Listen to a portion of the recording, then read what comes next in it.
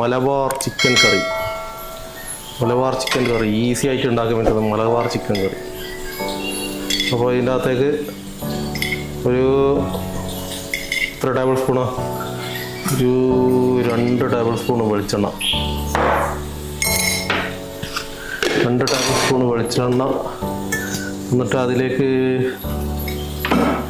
വലിയ ഉള്ളി, 1 കിലോ ചിക്കന് വലിയ ഉള്ളി 2 മീഡിയം സൈസുള്ള വലിയ ഉള്ളി ഒന്ന് ഫ്രൈ ചെയ്തെടുക്കുക. ഫ്രൈ അല്ല, വഴറ്റിയെടുക്കുക.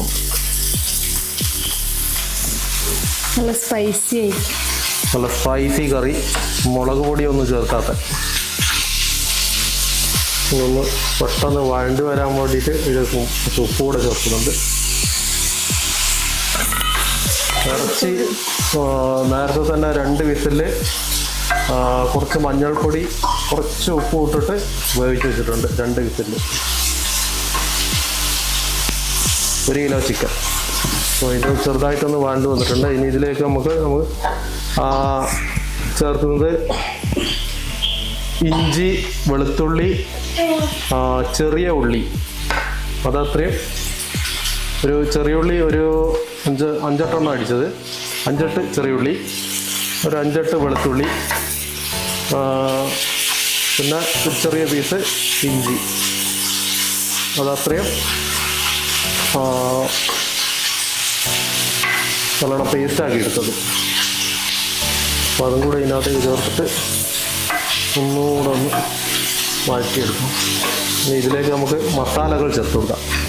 റെഡിയാണ്. മഞ്ഞൾപ്പൊടി, കുറച്ച് കുരുമുളക് പൊടി, 1 ടേബിൾ സ്പൂണ് മല്ലിപ്പൊടി,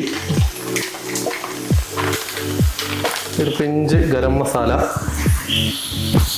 കുറച്ച് വലിയ ജീരകം കുറച്ച് ഇടുന്നുള്ളൂ,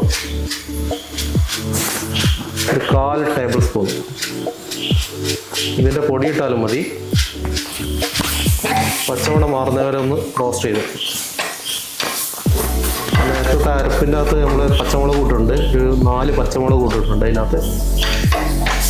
പിന്നെ നമ്മൾ അരപ്പ്, 2ാമത്തെ അരപ്പ്. ഇതിൻ്റെ അകത്ത് വന്നിട്ട്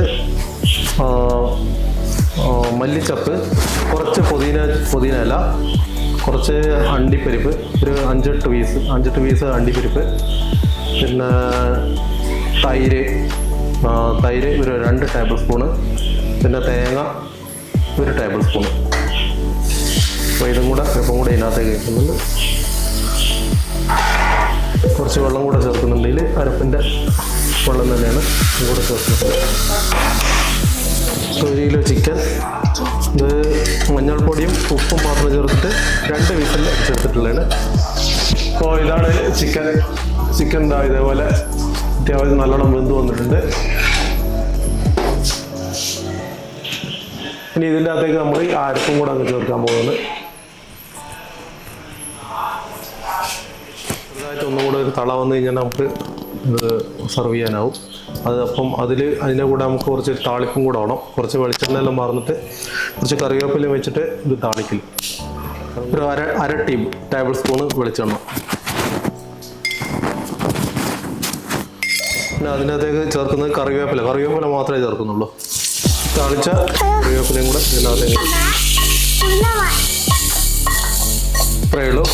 ഈസി ആയിട്ടുള്ളൊരു കറിയാണ്, പെട്ടെന്ന് ഉണ്ടാക്കി വെക്കും. അപ്പോൾ എല്ലാവരും ഒന്ന് ട്രൈ ചെയ്ത് നോക്കണം. ചാനൽ ഒന്ന് സബ്സ്ക്രൈബ് ചെയ്യണം, ലൈക്ക് ചെയ്യണം, ഷെയർ ചെയ്യണം. Thank you.